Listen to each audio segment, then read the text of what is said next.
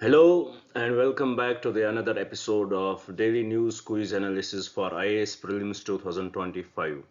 It is 18th January today, and in this video we are going to solve different questions which are very much relevant for your preparation if you are preparing for your UPSC prelims exams or any state civil service exams. So this video is going to be very much important for you. Before we'll start solving these questions, I would like to take some time of yours, while introducing this initiative to you guys so that if you are new to our channel, you will get more connected with it. I will try to be very much brief in it. Basically in this video, we try to discuss various types of questions from different sources. And if we will break these, sources into different parts from where we take these questions, it would come under three different parts, we can say. In the first part of our discussion, we take questions directly from the current affairs. What we do, we take up the most important articles from the newspapers, we break them down into the simplest language possible, and we try to derive the possible prelims questions from those particular articles so that it will give the idea how the questions can be asked from these particular news articles, which part of the newspaper is important for your preparation, and what should be your approach when you are studying or when you are reading these news articles. So this is what we are going to do in the first part of our conversation. After discussing questions with respect to the current affairs, we will shift our approach to the another part of our discussion where we will take up a static topic. What we do, we are doing this from last 2 to 3 months now. Every day we discuss a static topic here, and we started with Indian polity. Right now we are discussing the office of president with respect to the Indian constitution.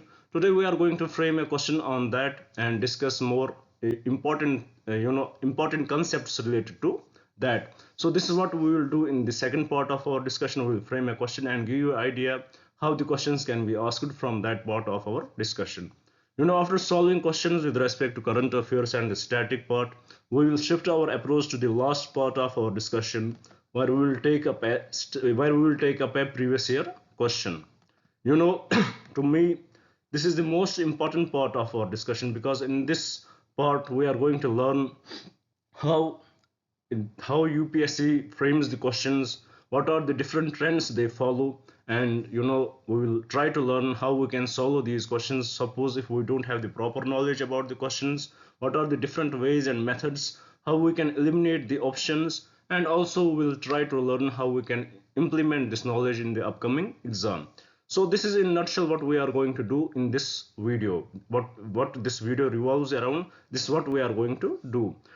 Before we'll start now solving these questions, I would like to request you guys an important thing which I believe if you will follow, it is going to help you in many ways in clearing your exam.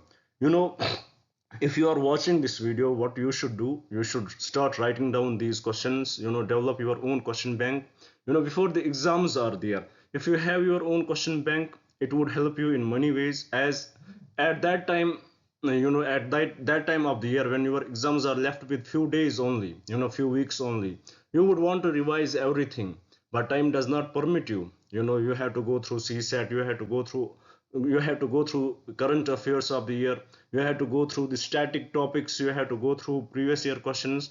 Time does not permit you to do so at the end of your preparation. So what will you do at that time? I'm talking about the month of May.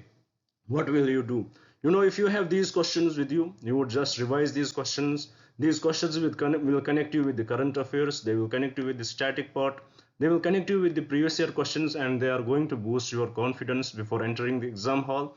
And also, who knows, as it is the same source which the UPSC is going to use for framing your papers, maybe there would be many questions who can coincide with these questions which we discuss here.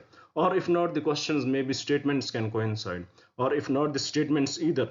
Trust me, these would be the concepts around which your paper will be asked, around which these would be the concepts which they are going to ask you in the exams.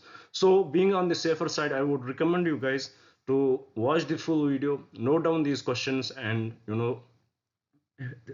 develop your own question bank before the exam, before your exams are there. And also one more thing I would like to mention here, that if you want the PDF of this video, we can, you can contact us on our email ID. We had given it in our bio. We'll definitely try to send that PDF to you guys. Now with this, one more thing I would like to request you guys, please do subscribe the channel. When you subscribe, it helps the channel grow. Please hit the like button, share it with your friends so that they may also get benefited from this initiative, and also do write in the comments what do you feel about this initiative.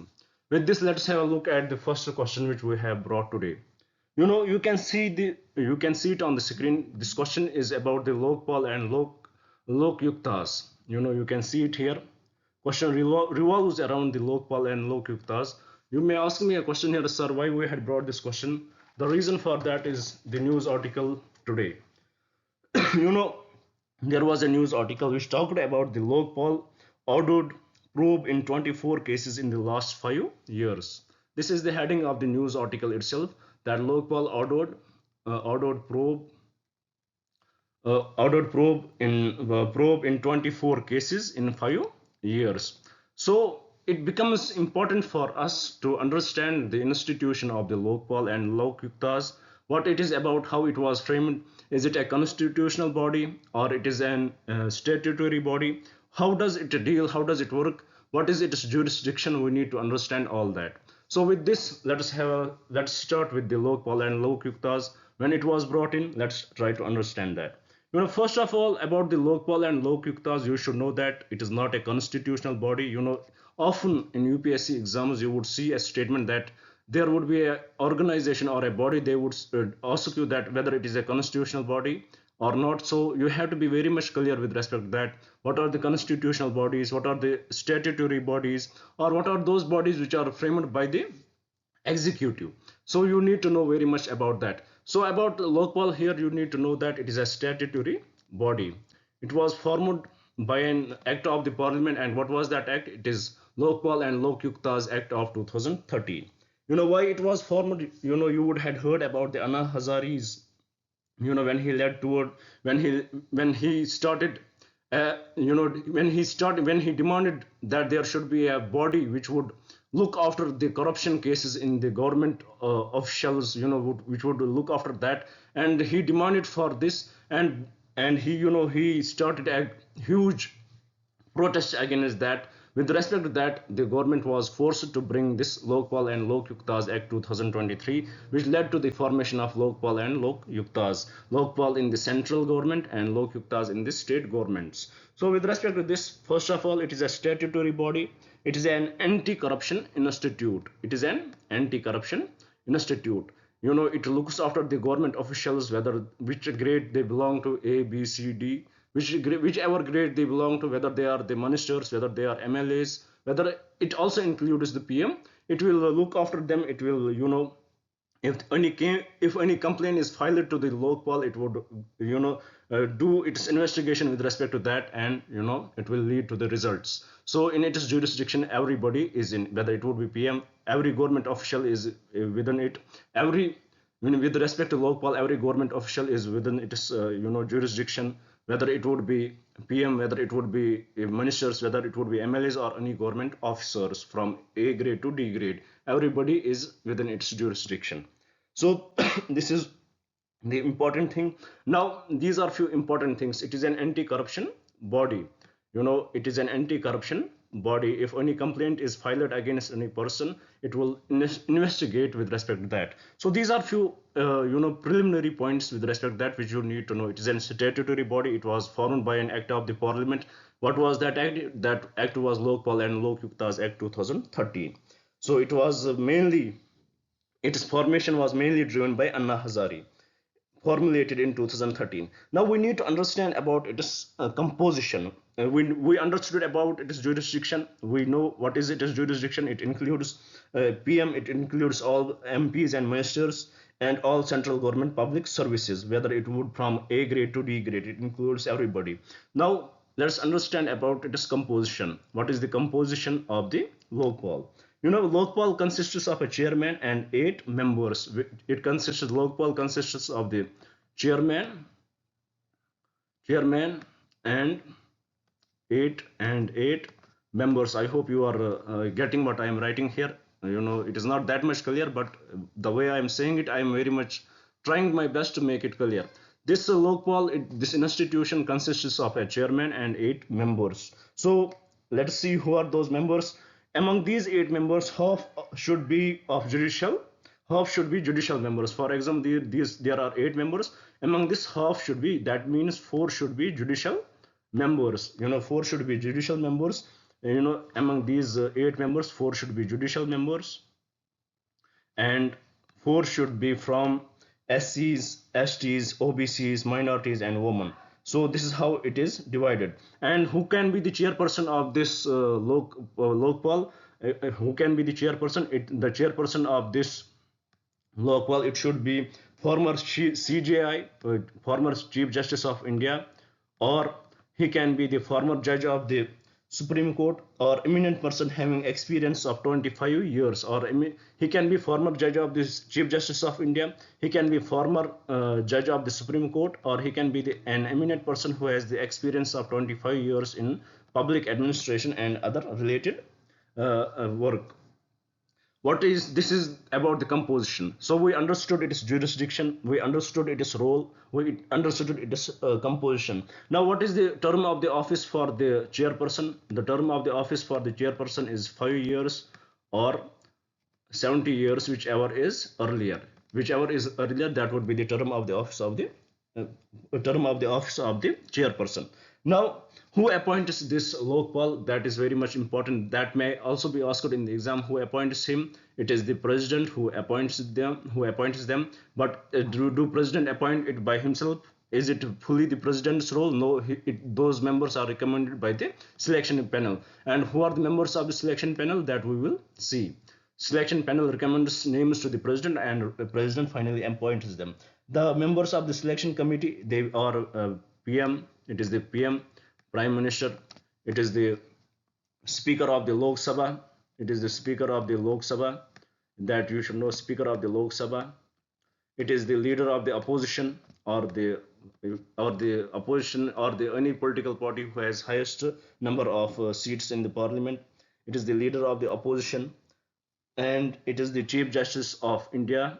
It is Chief Justice of India, or any person, any judge appointed by him. And finally, eminent person.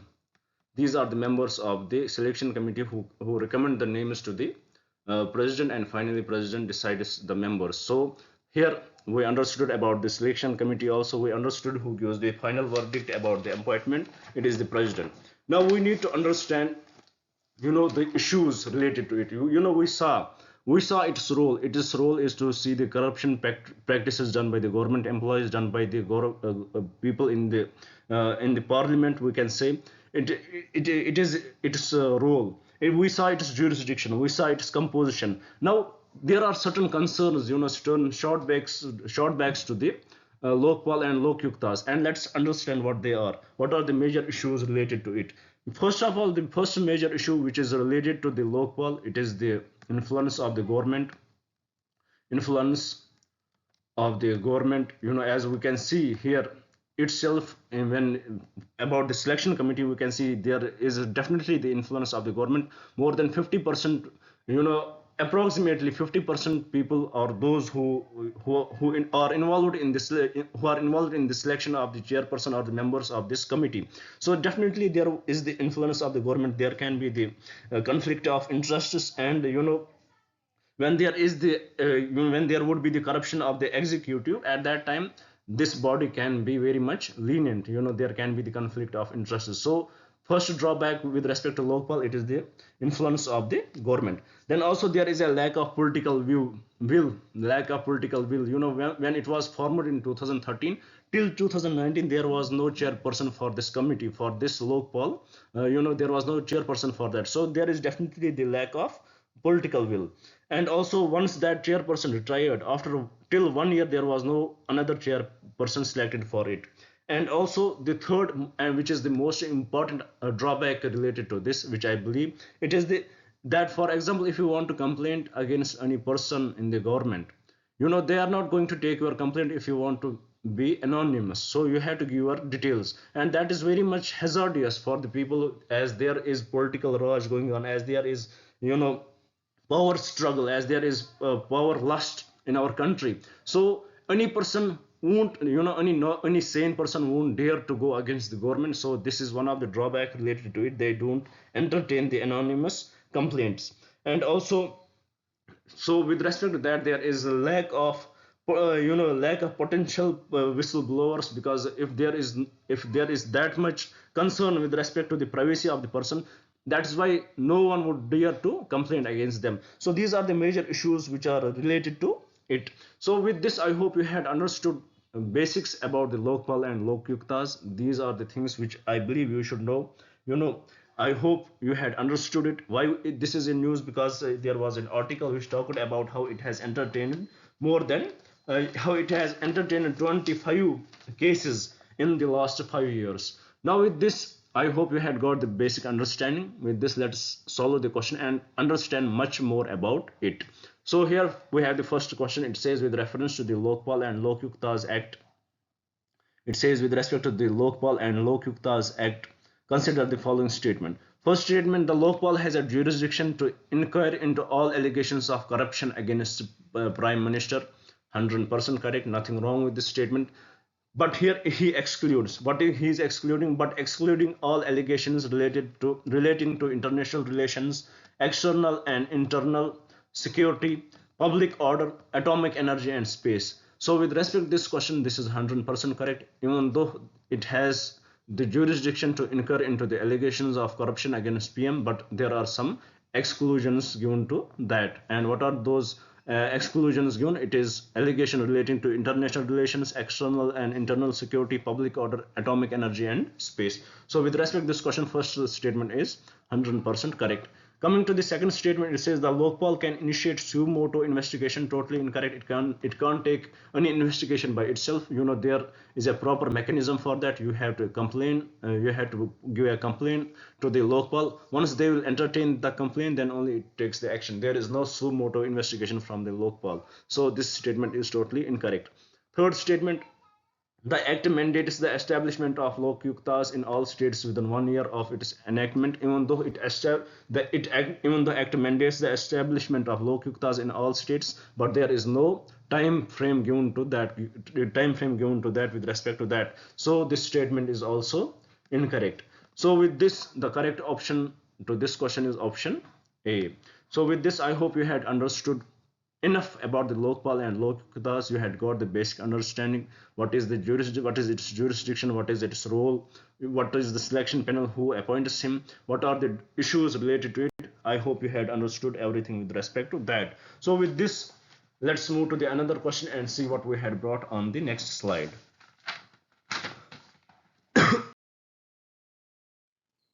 Here the question is with respect to rat hole mining. Again, we had discussed this question many times. What this rat hole mining is, what are the different methods of rat hole mining. For example, horizontal mining and box cutting method, how it is banned by a National Green Tribunal in the Manipur, in the Myanmar region, or we can say in the Manipur region. Sorry, not Myanmar. In the Manipur region, in the northeastern region, how it is banned by National Green Tribunal. But still, why this practice is going on, we had discussed it with respect to that everything. So I don't think if we will discuss it again, it will lead to any benefit, because we had already discussed it, and I believe further discussion would be waste of time according to me. But if you are new, I would recommend you guys to go back to a few lectures which we had already delivered. We had discussed it in very detail. Few points I would like to give here. The only difference why this rat hole mining is happening in these areas, because rat hole mining happens in these areas where there is no abundance of the high quality coal. We can say the coal is not that much abundant.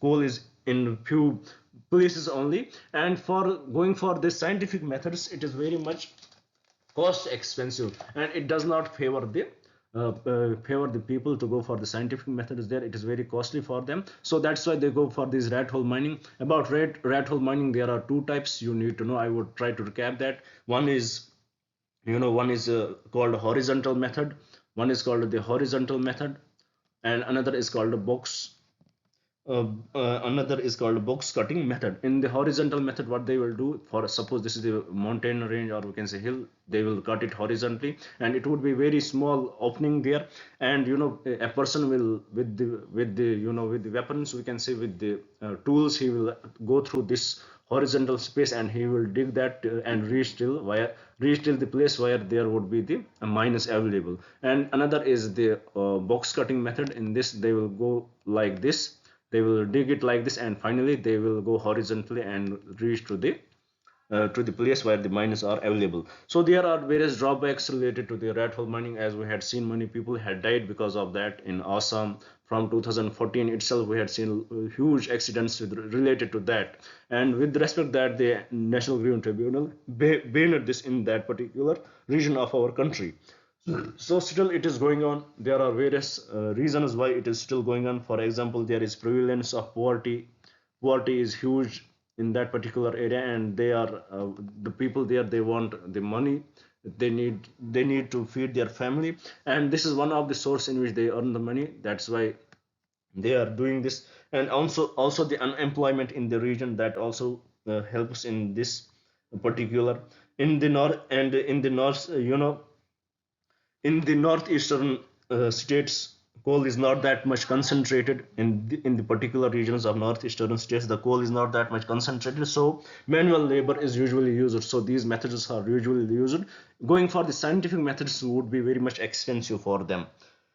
And also, as the National Green Tribunal banned it, it has raised the bargaining power of the workers there, because as it is banned now, they are demanding more money for this labor, and the people are, and the owners of these mines are ready to give them the money.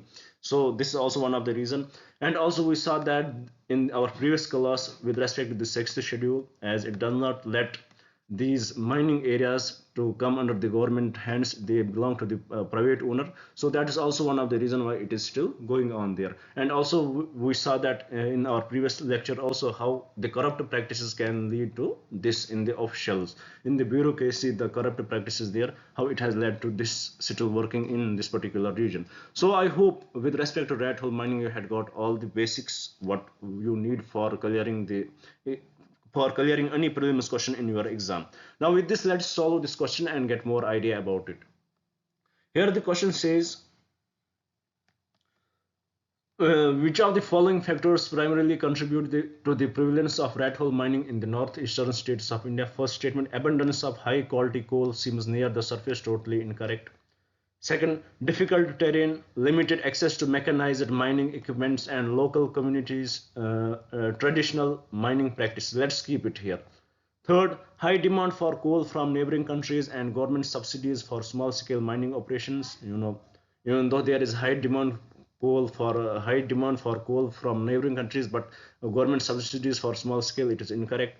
Fourth option, presence of large corporate mining companies exploiting loopholes in the environmental laws. No.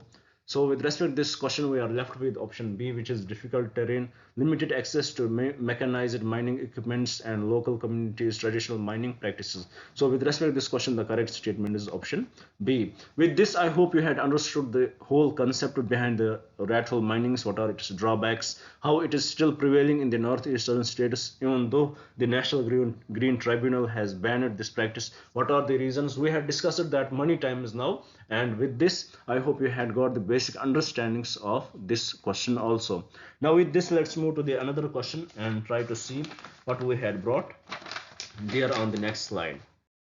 Here the question is with respect to the Red Sea and the Gulf of Aden. Here we can see the question. It says, which of the following countries share a coastline with both the Red Sea and the Gulf of Aden?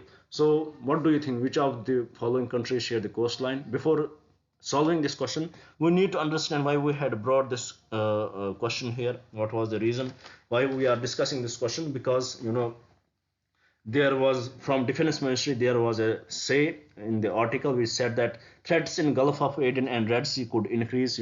As we had seen from last 2 years, there had been huge threats in this region. In Yemen, there are Houthis who are attacking the Israeli ships which are coming from here in the Red Sea, who are attacking them. We had seen huge threats. We had seen the Somalian pirates there, and also there had been different missions to curb this admission, which I would like you to answer that. What was that mission which was started by US to curb this menace in this particular region? It was supported by many countries. What was the name of the mission which was started by US? Please write in the comments if you are watching this, and if you don't know, then ask me. It was something, I would give you the acronyms, first letters, something starting with J and P. So, sorry, PNG. It was it was this organization, we can say, or we can say this title was used for that. So we know that from the Israel Gaza war, it has started the situation in the Arabian Sea. It has gone worse, and also about Gulf of Aden. We know that there is a Bab al Mandeb which connects the Gulf of Aden with the Red Sea. We know that here it is a Bab al Mandeb which connects Gulf of Aden with the Red Sea. So with respect to this, we need to understand what are the countries which are sharing its borders with the Red Sea, which are sharing its borders with the Gulf of Aden. We need to have the proper understanding with it, and that we can see through this map also. Please take the screenshot of it and understand that. And also we need to understand which country in this particular region is sharing its border with both, among these countries is sharing, or we can say is sharing its border with both Gulf of Aden and Arabian Sea, or Red Sea, Gulf of Aden and Red Sea. Here we had brought this question. Let's solve it. Which of the following countries share a coastline with both Red Sea and the Gulf of Aden? First statement, Egypt.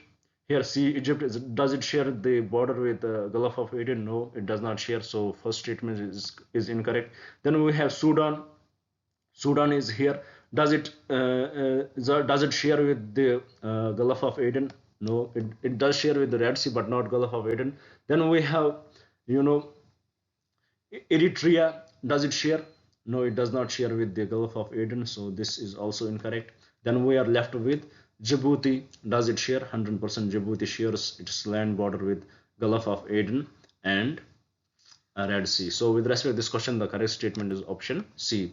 And also Yemen. Yemen also shares its borders with the Red Sea and the Gulf of Aden here.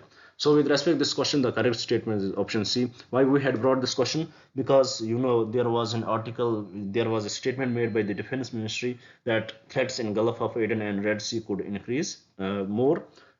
As we had seen how Israel and Gaza, they had reached to the agreement, to the ceasefire agreement. Now these threats may rise more.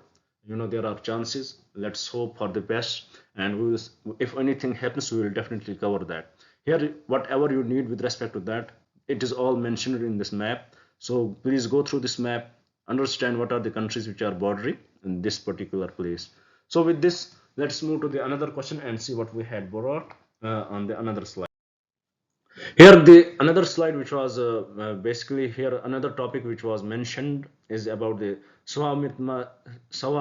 Mitwa scheme. So let's understand about it. It is this scheme. It is the central sector scheme. Central sector scheme.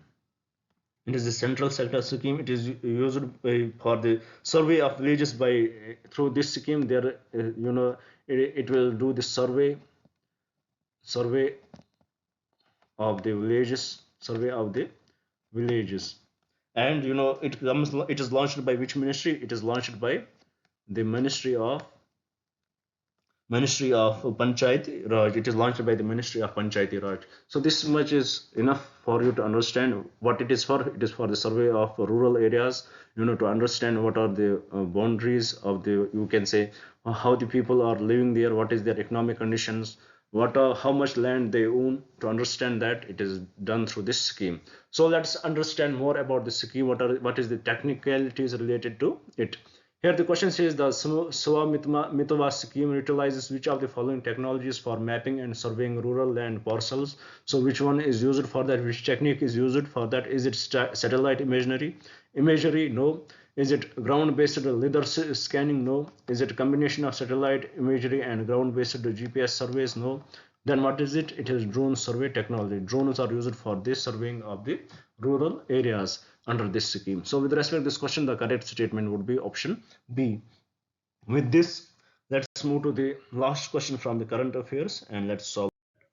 Here the question is with respect to the artisan aquifers. Let's understand that there was a discussion over it. There was a topic over it, article over it, in which, in Rajasthan, a man was digging the land and suddenly water came out of the land with huge pressure. So let's try to understand what this artisan aquifer is through this question. Here the question says, with reference to the artisan aquifer, consider the following statements. First statement, an artisan aquifer is a confined aquifer containing groundwater under positive pressure, 100% correct. It contains the groundwater. Here we can understand through this diagram. Here there would be a rock or soil which would be impermeable. Then there would be the land parcel, or we can say soil parcel, which would be impermeable, which will contain the water with the huge pressure. Then after that there would be another land parcel which would be impermeable, and then there would be the land which would contain the water which would be permeable.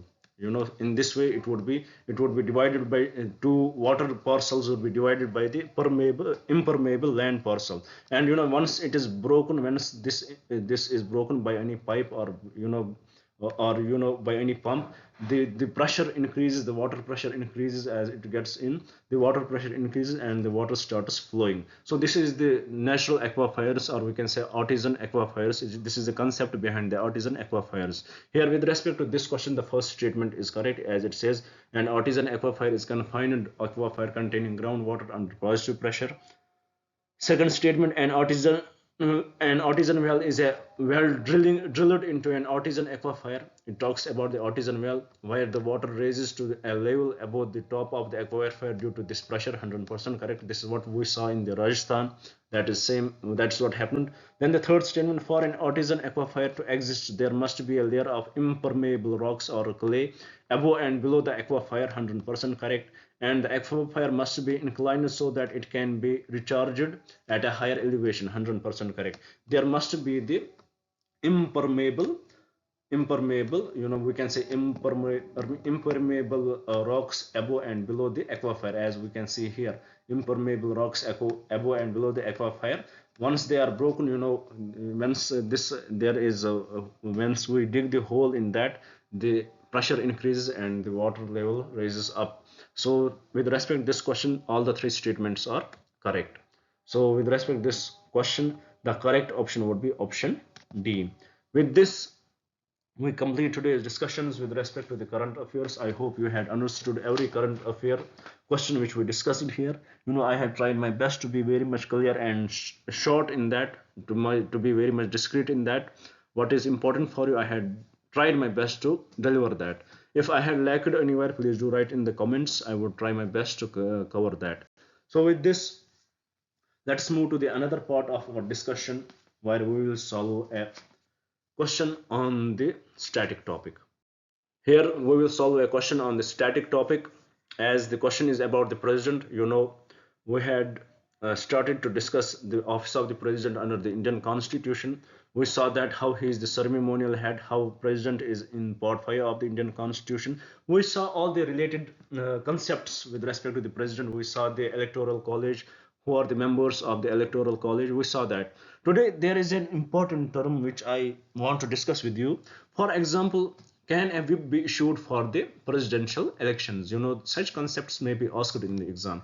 For example, if any political party will issue the whip that all the members of that political party should vote in one way, they should vote in one way. Does it apply to the president's election? Or if anybody who does not follow the orders of this whip, is he liable for the we can say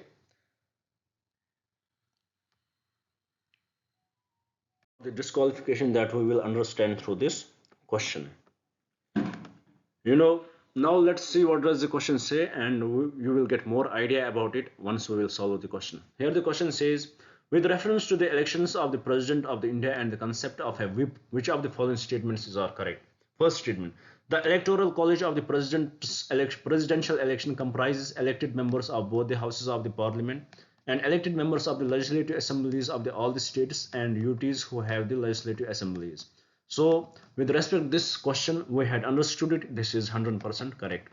Now, second, a whip issued by a political party is binding on its members during the presidential election. No, it is not binding on the members. That person cannot be disqualified if he won't follow the whip. It is very much conscious vote you have to make with respect to the office of the president. So there is no concept of whip with respect to the president or disqualification with respect of not following the orders from the political party. So second statement is 100% incorrect. Now the third statement, it says nominated members of the both houses of the parliament are eligible to participate in the presidential elections. Totally incorrect. They are not eligible for the participation in the presidential elections. So with respect to this question, the correct statement is statement 1 only. So with this, we understood whip does not apply in presidential elections. If the political party will form the whip that all its members should vote in one way, it is not going to happen. They have their own conscience with respect to the presidential elections. They have to vote in what way they want to. So with this, we had discussed the question with respect to the static topic also, which we are discussing right now about the president. Tomorrow we will discuss about the term of office of the president, and maybe we may discuss about the impeachment process also. That we will see tomorrow. Till today, we had completed the electoral college. We had completed related concepts with electoral college. Now, with this, let's move to the last question of today's discussion, where we will solve a previous year question. We'll try to understand if there is any way we can solve that question if we don't have the proper knowledge. Is it the conceptual based, or it is something which we can solve logically? We will see that in the next slide. As here the question is about the assertion and reason based question. Let us see what is the assertion here. First, before we will start solving this question, I would like to give you the little intro here. We are doing this from last 3 to 4 months, and we had already completed the discussion of ancient history questions. We had did the discussion of medieval history questions, modern history questions with respect to freedom struggle. We had done all that. Right now we are discussing the questions related to physical geography, and very soon we will complete it. We are about to complete the questions related to physical geography. Now let's see what was the question asked then. It is assertion reason based questions. Let's see what does the question say. Whenever these questions are here, please don't look at the options that early. First, make it confirm whether the initial statements are correct. For example, don't look at the options, first look at the first option. Let us see, is it correct or not? Then we will see the relation. The first option says the amount of moisture in the atmosphere is related to latitude, 100% correct. The amount of moisture in the atmosphere is related to latitude, 100% correct. Nothing wrong with this statement. It is 100% correct. Even if you have the basic knowledge, you will mark it correct. Then second statement, as it says, the capacity to hold moisture in the form of water vapor is related to temperature. The capacity to hold moisture in the form of water vapor is related to temperature, 100% correct. When there is temperature, when there is if there is high temperature in the atmosphere, it can hold more moisture, and when it condenses, it will turn, these water vapors will turn. When the temperature goes down, these water vapors will turn into water droplets, and it would start raining. So there is definitely relationship between water vapor, holding moisture in the form of water vapors is definitely related to temperature. So both the statements are correct. Now we have to see whether they are related to each other. 100% they are related to each other. They are 100% it is related to each other. So what would be the correct option to this? The correct option would be both A and R are individually true, and R is the correct explanation of A. 100% R is the correct explanation of A. Once there is by the temperature, when as it says, the amount of moisture in the atmosphere is related to latitude. Once we go up the latitude, the temperature decreases, and it is able to hold the water vapors. And also, when the temperature decreases to that level, it starts to rain, and it is definitely related. The temperature and the altitude are definitely related to each other. So it is the correct explanation of A. So with respect to this question, the correct option would be option A. With this, I hope you had understood the question itself. what we can take from this question, about the relation between temperature, about the relation between the latitude and the temperature, about the relation between the moisture and the temperature. We can go through the different, when we would discuss the geography, when we will discuss the climate. In the climate portion, we have to discuss the horizontal distribution of the wind, the vertical distribution of the wind, how it reacts to that. In that portion we'll discuss that in detail, but here what becomes important for us to get the idea how it is related to it. So with this, I hope we had I hope you had understood everything. I hope you had stayed with me till this point. With this, I would like to thank you guys for staying with me and wish best for you guys. Thank you for staying with me. Good, whatever time you are watching it. If in day, good in morning, good morning. If in night, good night, or good evening, whatever it is. Thank you for staying with me.